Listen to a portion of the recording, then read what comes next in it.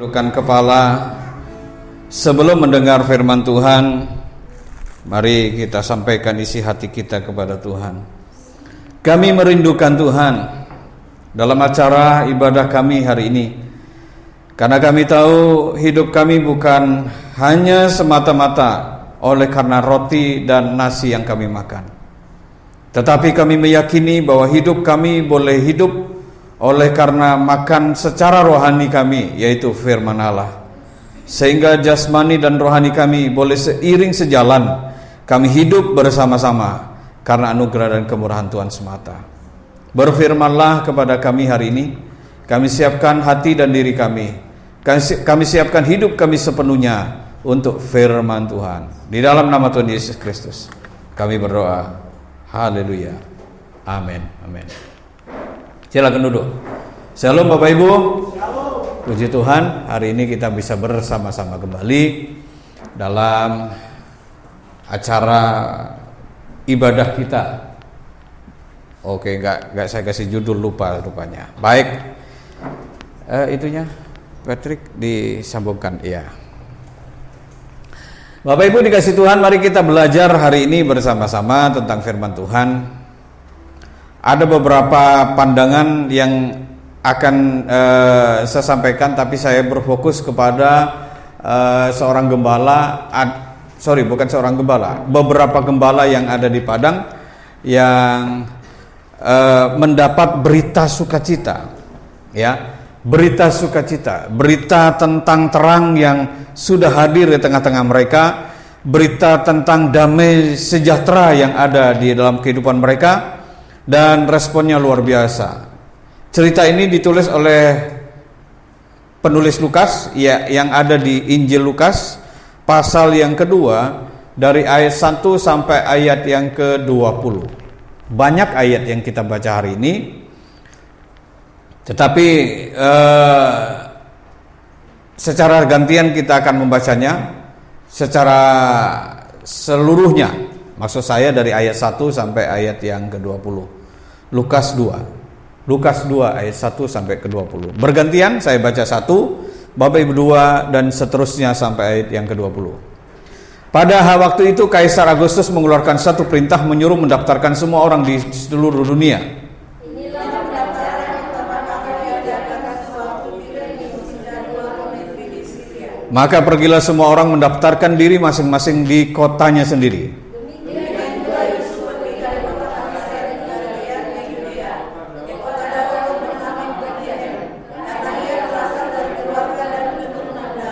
Supaya didaftarkan bersama-sama dengan Maria, tunangannya yang sedang mengandung. Dan ia melahirkan seorang anak laki-laki, anaknya yang sulung, lalu dibungkusnya dengan lampin dan dibaringkannya di dalam palungan karena tidak ada tempat bagi mereka di rumah penginapan.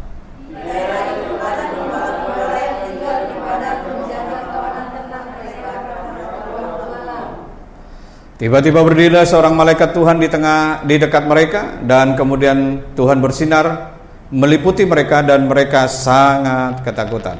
Lalu kata malaikat itu kepada mereka, "Jangan takut, sebab sesungguhnya aku memberitakan kepadamu kesukaan besar untuk seluruh bangsa. Hari ini telah lahir bagimu juru selamat, yaitu Kristus Tuhan di kota Daud.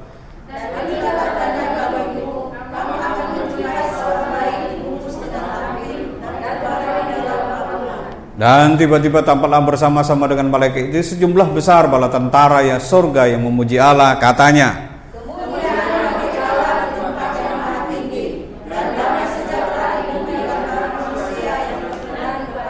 Setelah malaikat-malaikat meninggalkan mereka dan kembali ke kota kembali ke surga, gembala-gembala itu berkata seorang kepada yang lain, "Marilah kita pergi ke Bethlehem untuk melihat apa yang terjadi di sana, seperti yang diberitakan Tuhan kepada kita."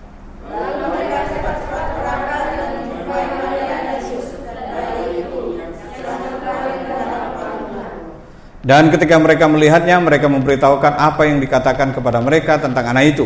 Dan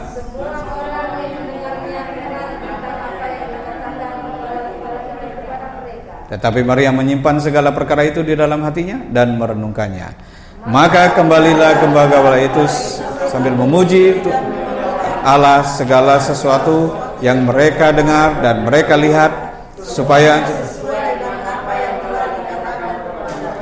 Bapak Ibu dikasih Tuhan, sungguh menarik. Cerita ini yang diberitakan oleh Injil Lukas, ditulis oleh seorang dokter Lukas.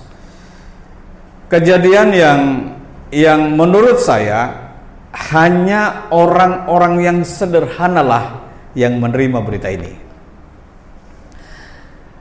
Berita tentang kelahiran Tuhan Yesus hanya 3 orang yang mengetahui hal ini.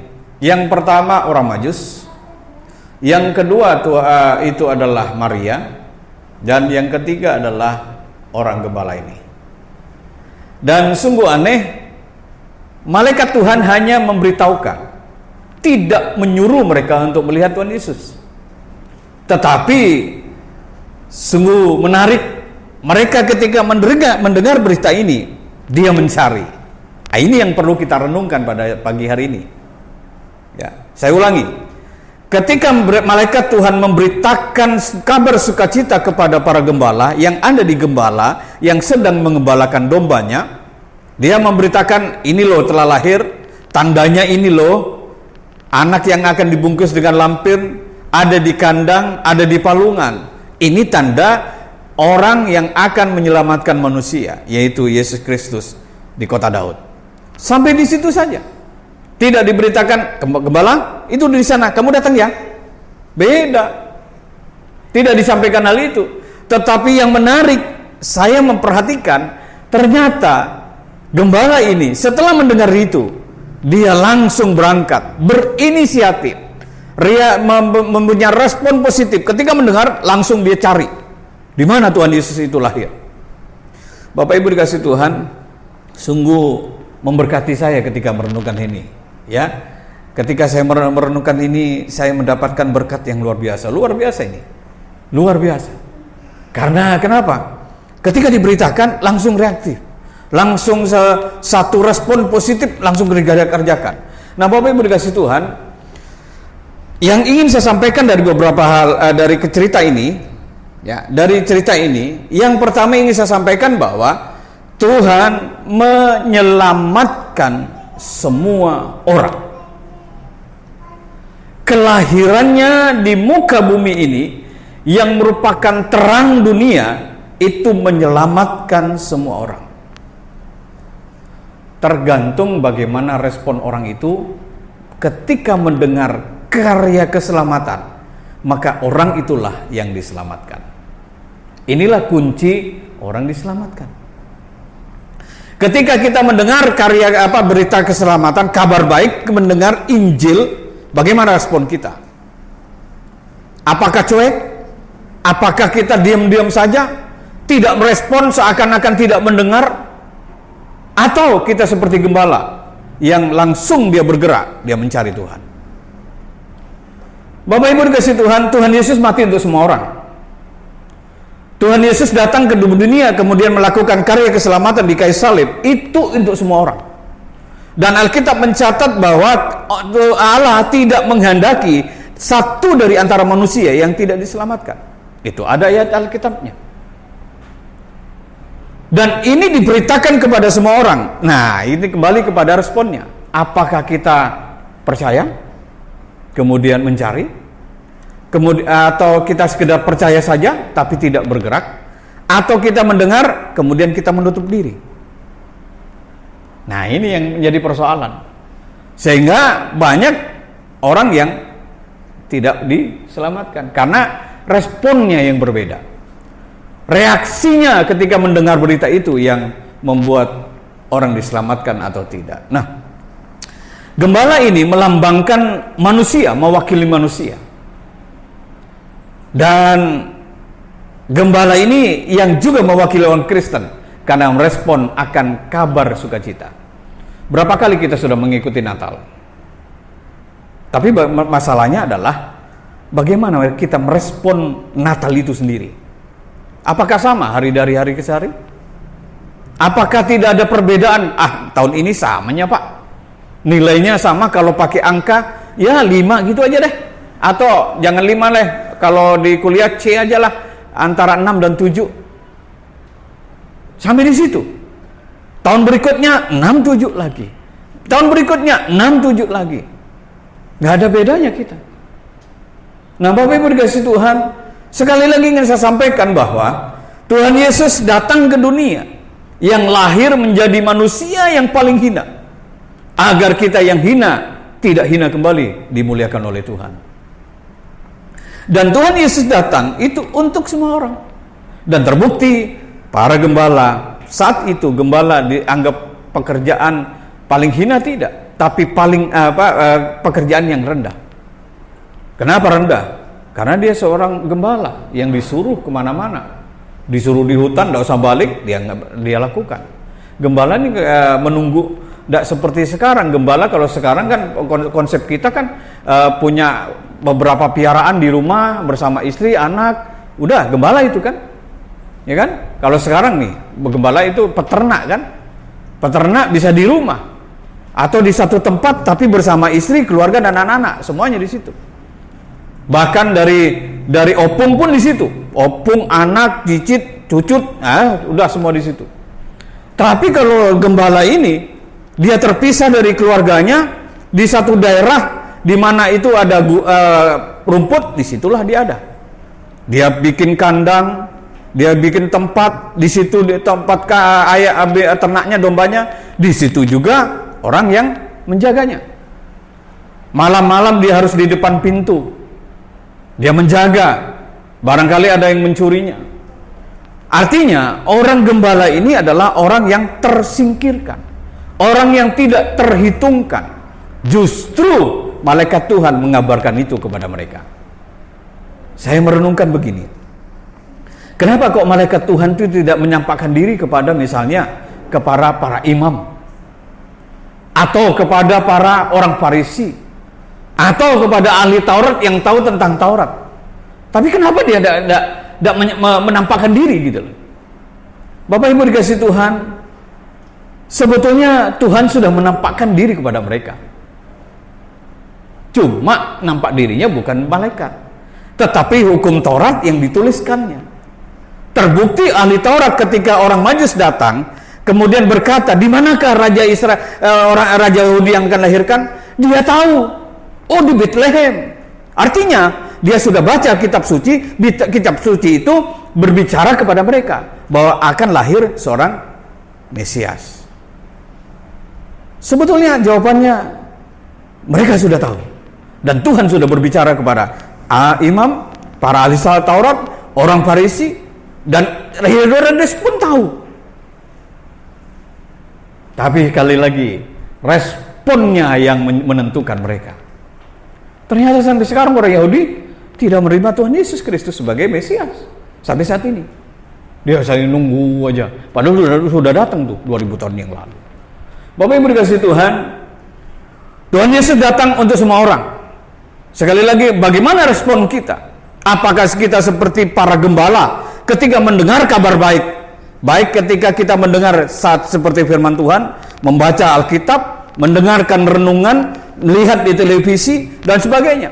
Ketika mendengarkan kabar baik, yaitu Tuhan Yesus Kristus, Injilnya, apa respon kita? Jangan seperti Raja Herodes, jangan seperti ahli Taurat yang tahu hukum Taurat, tahu Tuhan Yesus akan datang di kota Bethlehem, dia tahu di kota Daud, tapi dia tidak pernah merespon hal itu. Nah, Bapak Ibu dikasih Tuhan, inilah kebenaran pertama yang ingin saya sampaikan. Tuhan Yesus menyelamatkan untuk semua orang. Dan orang gembala inilah yang diperhitungkan Tuhan karena responnya yang positif. Allah sudah menampakkan diri melalui kitabnya kepada para imam, tapi tidak ada respon. Tapi Allah menampakkan diri kepada para gembala, ada respon. Nah, ini yang luar biasa.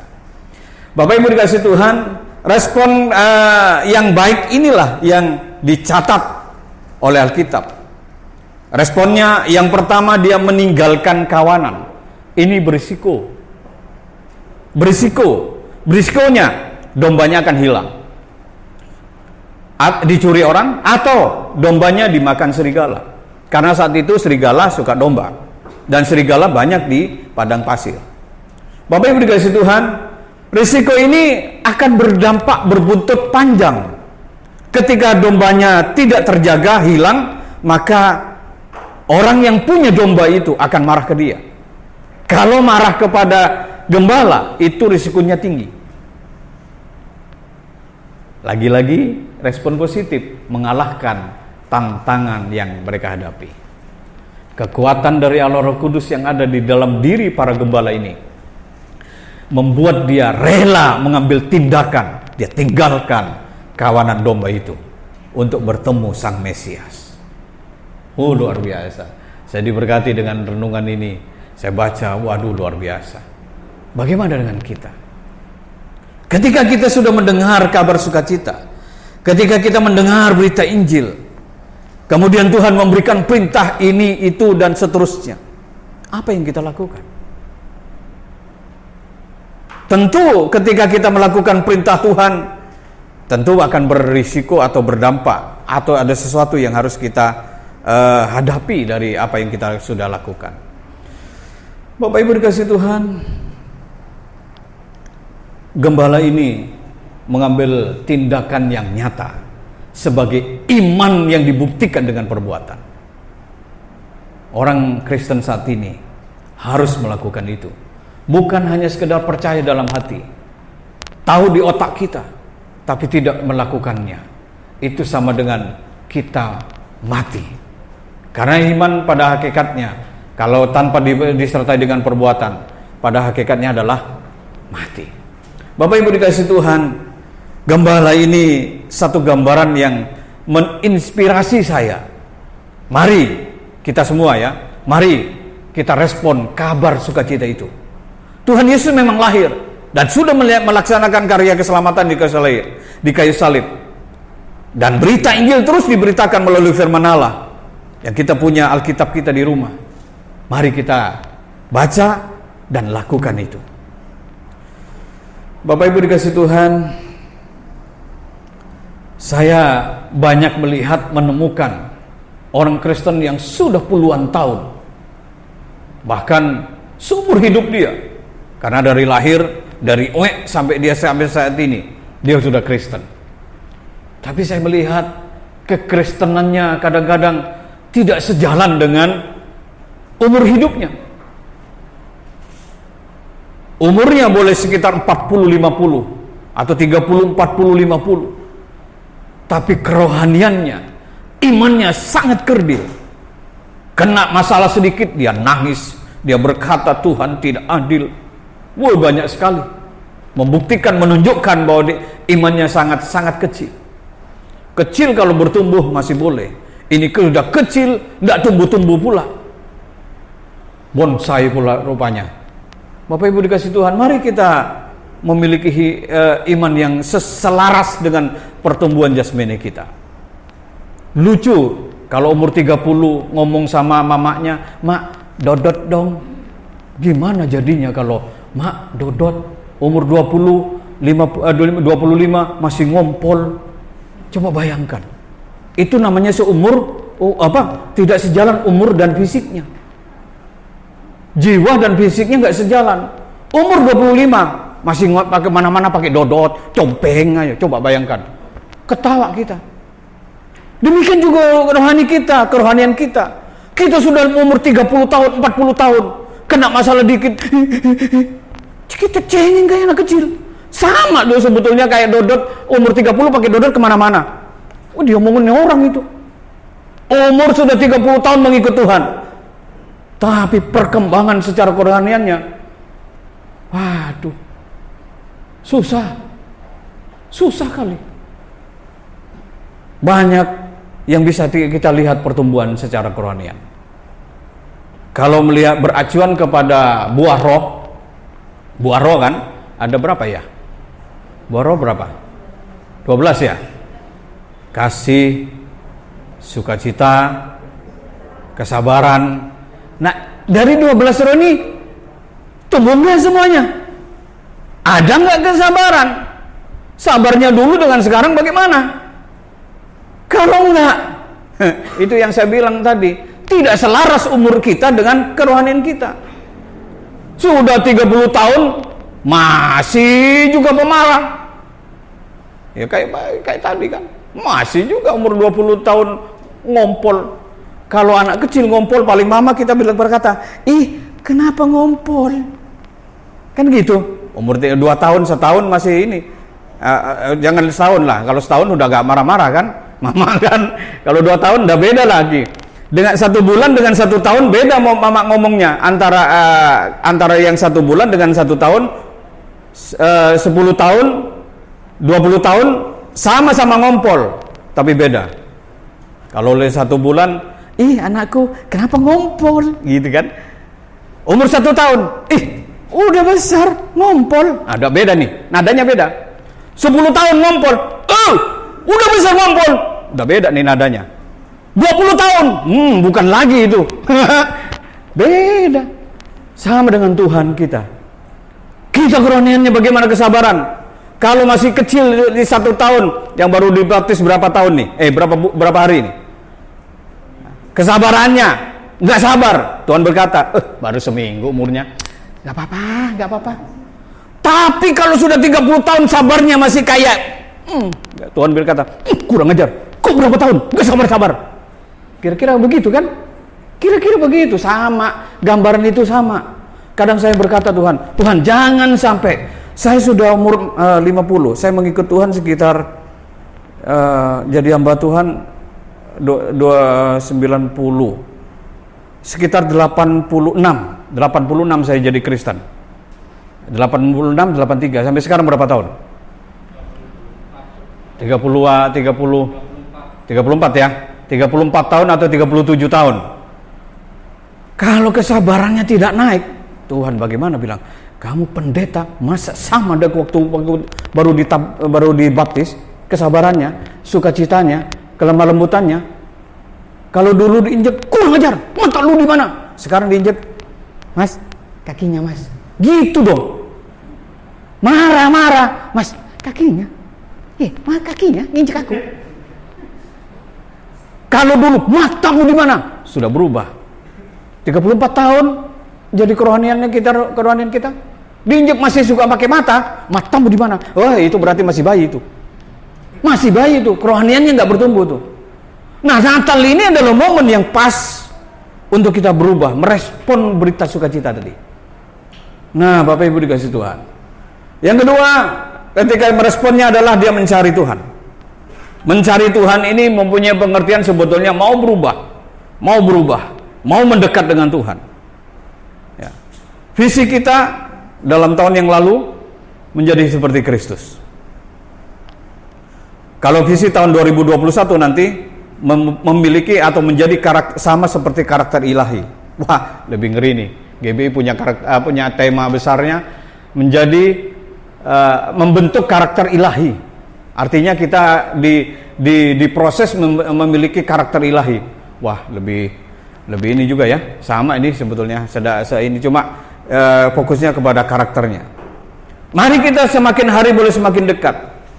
Kalau dulu jam berdoa 5 menit, semakin tahun 5 menit bertambah 5 menit 30 detik, bertambah 5 menit 45 detik, 6 menit, terus sehingga ketika kita tidak berdoa rasanya ada yang hilang. Coba kita introspeksi, jujur, Bapak Ibu bangun pagi berdoa enggak? Jangan-jangan ada yang enggak berdoa pula. Karena kesibukan, waduh kesiangan, langsung hilang. Gak ada sih di sini ya, gak ada ngaku maksudnya. Mari kita mencari Tuhan. Artinya kita semakin hari semakin dekat dengan Tuhan. Tuhan kita imanin artinya Tuhan kita dekat, nggak jauh. Kalau dulu jauh, mau bertemu Tuhan harus dulu cuci kaki, cuci tangan. Zaman orang Israel kan begitu tuh, cuci kaki, cuci tangan, cuci muka, baru menghadap Tuhan. Masuk ke pelataran dulu, dari halaman depan masuk ke halaman ruang Maha Kudus. Itu kan gambaran tuh. Terus masuk ke dalam, terus lagi sampai nanti ke ruang Maha Kudus. Bapak Ibu dikasih Tuhan, mari kita semakin hari semakin dekat dengan Tuhan.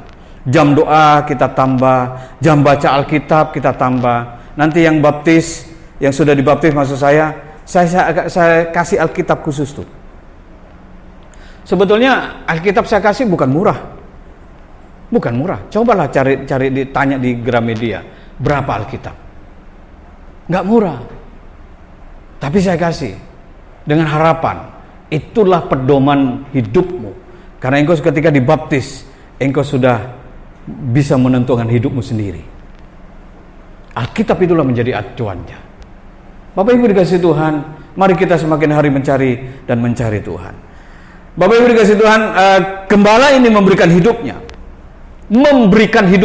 Kenapa saya mempunyai kesimpulan memberikan hidupnya? Dia berani tinggalkan kawanan, dia berani dipecat sama yang punya gembala, punya domba. Dia berani risiko tidak punya pekerjaan, dia tinggalkan dan mencari Tuhan.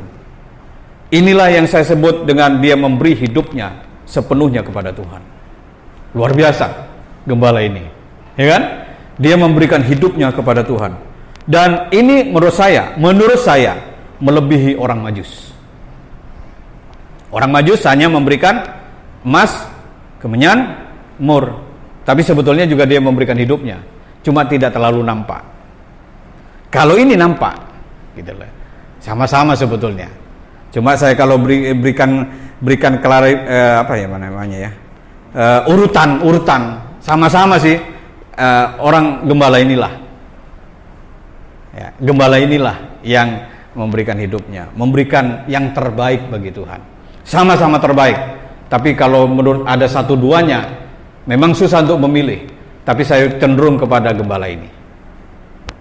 Bapak Ibu dikasih Tuhan, mari kita merespon panggilan Tuhan. Mungkin kita tidak sama seperti orang Majus, tidak sama seperti gembala, tidak memberikan hidup sepenuh hidupnya kita, tapi kita belajar dari yang sederhana, dari yang kecil. Kita memberikan yang terbaik untuk Tuhan, memberi yang terbaik untuk Tuhan. Mungkin melalui nyanyian kita, mungkin dari pujian penyembahan kita, mungkin pelayanan di gereja, dari sederhana, dari ngatur kursi, menyapu gereja, seterusnya dan seterusnya. Dari memberikan persembahan dari yang kecil sampai terus yang lebih besar. Kalau kita tidak belajar dari yang kecil, nggak mungkin kita bisa memberi yang terbaik. Nggak mungkin. Ya, nggak mungkin orang bisa memberikan 1/10 langsung kalau tanpa kita belajar dari hal yang sederhana. Bapak Ibu dikasih Tuhan, mari kita belajar ini. Nah, ini orang Majus ini. Dalam minggu Natal ini, ya, mari saya mengajak, mari buka hati. Ketika buka hati, ada damai. Ya. Tapi kalau kita buka pesan di HP kita, maka kita mendapatkan selamat Natal dan Tahun Baru. Ya kan, betul itu ya. Cobalah buka di HP kita. Apalagi tanggal 24 malam sampai 25. Saya sampai baca capek saya di handphone. Ada 60 apa 70 pesan. Wah, mana duluan mau saya baca dulu kan? Wah, buka pesannya pasti selamat hari Natal. Tapi kalau buka hati, ada damai. Buka mata, ada terang. Buka kasih kita, ada sukacita. Nah, tergantung Bapak Ibu mau apa ini. Kan hidup ini pilihan, ya kan? Dari buka mata sampai tutup mata, artinya dari bangun pagi sampai kita tidur malam, semua pilihan. Mau makan aja pilihan. Mau makan tempe, tahu, atau daging. Dilihat dompet. Oh, kalau dompet begini nggak mungkin daging. Nah, pilihannya tahu atau tempe, karena sesuai dengan dompet kita. Ya kan? Apalagi tanggal 27 sekarang. Nah, menggap-menggap kita. Yang gajinya tanggal 1 sampai tanggal 10. Tanggal 27. Wah, sudahlah itu. Antara tempe, tahu, apalagi nih? Telur. Kalau masih tanggal muda-muda itu, dagingnya pun milih. Daging babi, ayam, sapi. Nah, sekarang kalau tanggal sekian, bukan daging lagi dibicarakan, yang empuk-empuk tanpa tulang. Ya kan? Ya. Kita memilih, mau buka hati kita, maka damai Natal menjadi bagian kita. Ya kan? Nah, Bapak Ibu dikasih Tuhan, Dan mari ini saya jelaskan tentang bagaimana tanggal ini, ya. Maksudnya begini, benarkah tanggal 25 itu hari lahirnya Tuhan? Menurut saya tidak terlalu penting kapan itu lahir. Kalau memang mau belajar itu, saya sudah pelajari, sebetulnya bukan bulan Desember, kemungkinan bulan Maret. Kenapa? Karena kalau beracuan kepada gembala tadi, gembala ada di padang, berarti rumput ada. Rumput ada itu setelah musim gugur. Gugur Desember itu musim gugur. Kemungkinan bulan semi itu atau musim semi itu kemungkinan besar bulan Maret, April. Nah, bicara itu tidak perlu kita bahas karena sudah Bapak Gereja sudah menentukan tanggal 25 kita hari Natal. Tidak perlu. Yang penting isinya apa? Di palungan ada bayi kecil, anaknya Maria yang menjadi juru selamat kita. Itu yang terpenting. Itu yang terpenting. Ya. Kalau saya kasih sekelumit sebagai bahan kita, memang ya, merayakan kelahiran itu kebiasaan orang Israel yang menyembah Baal. Orang Mesir yang menyembah Baal. Karena Baal itu kan ada lahirnya, ada permulaannya, gitu ya. Dari awal situ juga, oh Tuhan Yesus lahir, ayo kita rayakan, gitulah kira-kira, ya. Tapi masalah bukan tanggal, bukan apanya, tapi esensinya. Dia yang adalah Allah, yang maha tinggi, menjadi manusia, lahir dari perawan namanya Maria, ada di palungan. Kalau kita lihat di Lukas tadi, inilah tandanya, dia ada di kandang, dibungkus lampin, ada di palungan. Itu tandanya. Itulah esensinya, bahwa dia menjadi manusia, tapi dia adalah Raja Damai. Nah, Bapak Ibu dikasih Tuhan, itulah yang terpenting dari Natal.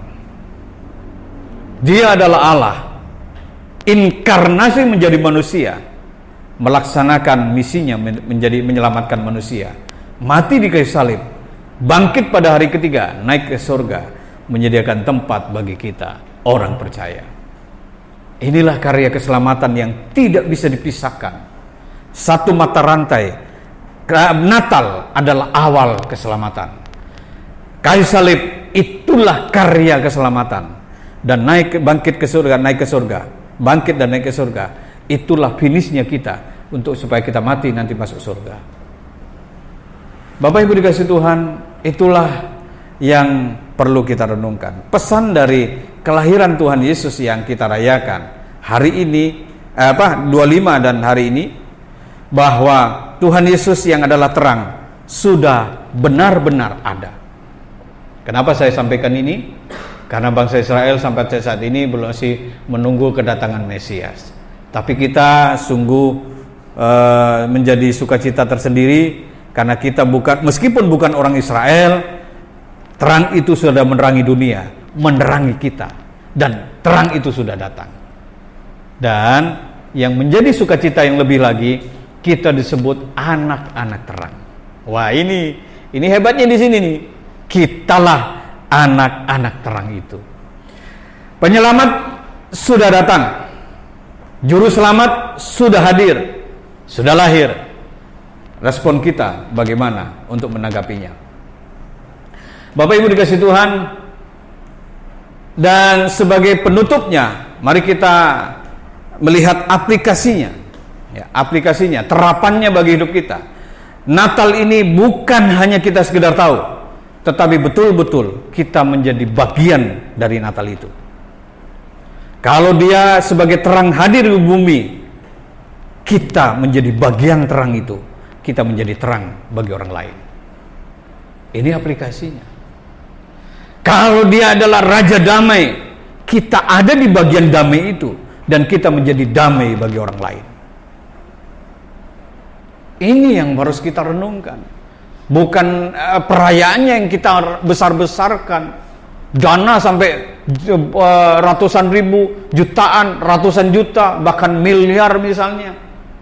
Tetapi esensi Natal aplikasinya kita tidak pernah kita lakukan. Kalau kita mengakui dia sebagai terang, maka kita harus mengambil bagian terang di dalamnya, dan kita menjadi terang bagi orang lain. Kalau kita meyakini bahwa dia adalah Raja Damai yang sudah ke bumi, Natal yang memberikan damai tersendiri bagi umat manusia, kita harus ambil bagian di dalamnya, dan kita menjadi damai bagi orang lain. Tentu orang lain bagi keluarga, kalau seorang suami bagi istri, bagi anak-anaknya. Kalau di masyarakat kita menjadi damai bagi orang sekitarnya, bagi tetangga kanan kiri dan muka belakang mungkin ada. Kalau di gereja, kita menjadi damai bagi sesama jemaat kita. Nah, Bapak Ibu dikasih Tuhan, oleh karena itu menjadi satu kesempatan yang indah bagi kita hari ini untuk kita bisa melaksanakan itu. Jadikan sesamamu objek objek aplikasi kita. Maksudnya begini, kalau kita mengakui bahwa Tuhan kita yang lahir itu adalah Raja Damai, kita ambil bagian di dalam Raja Damai itu, dan kita membuktikan damai itu bagi sesama kita, bagi istri, bagi anak, bagi jemaat, bagi tetangga kanan kiri, dan bagi semua orang. Kesempatan. Jadi lihat, orang lain itu adalah objek penerapan iman kita, penerapan damai kita bagi orang lain. Gitu loh. Kalau melihat saudara kita masih belum mengenal Tuhan, itu kesempatan. Ini ladang nih. Ladang membuktikan bahwa kita adalah terang. Kita terangi dia. Karena firman Tuhan ada kan, satu keluarga satu aja diselamatkan, maka seisi rumah akan diselamatkan. Artinya itu, kalau kita menjadi terang, maka kita bisa menerangi sekitar kita. Mungkin terangnya sedikit, tidak masalah. Terang sedikit, tidak masalah.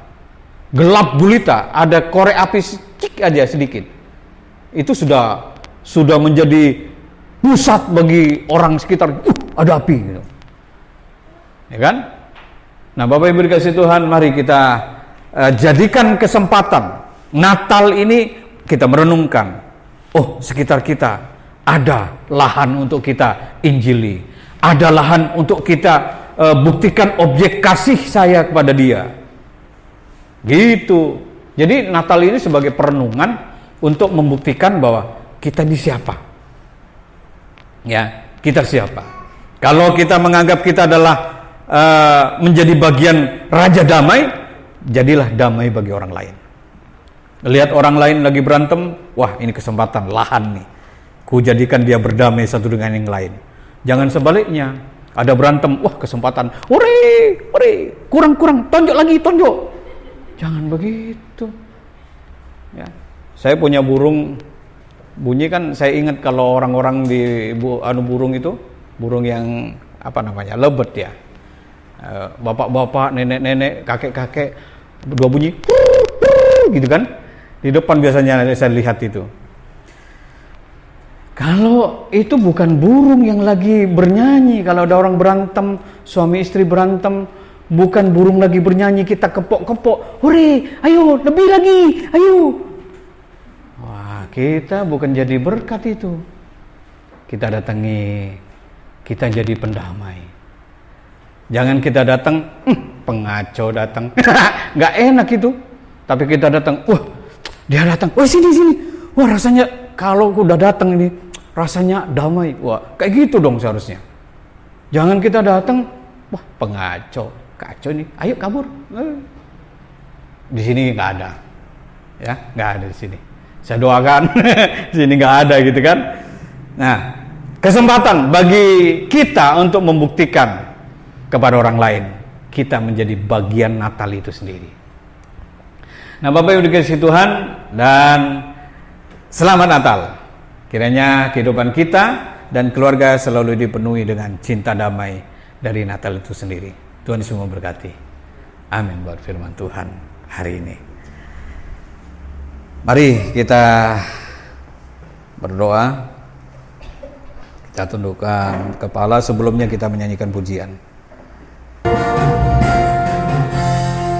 Di akhir ibadah kami arahkan hidup kami angkat tangan, kami tengadahkan untuk menerima berkat Tuhan. Kami bawa hati kami hanya tertuju kepada Tuhan, dan kiranya Tuhan memberkati kami. Tuhan memberkati engkau dan melindungi engkau. Tuhan menyinari engkau dengan wajah-Nya dan memberi engkau kasih karunia. Tuhan menghadapkan wajah-Nya kepadamu dan memberi engkau damai sejahtera. Pulanglah dengan sukacita yang besar, penyertaan dari Allah Bapa di surga, persekutuan yang manis dari Putranya Tuhan Yesus Kristus, dan kuasa Allah Roh Kudus menjaga, memelihara, menuntunmu hari ini sampai selama-lamanya. Di dalam nama Tuhan Yesus Kristus, terimalah berkat Tuhan. Haleluya. Amin, amin, amin. Amin. Amin.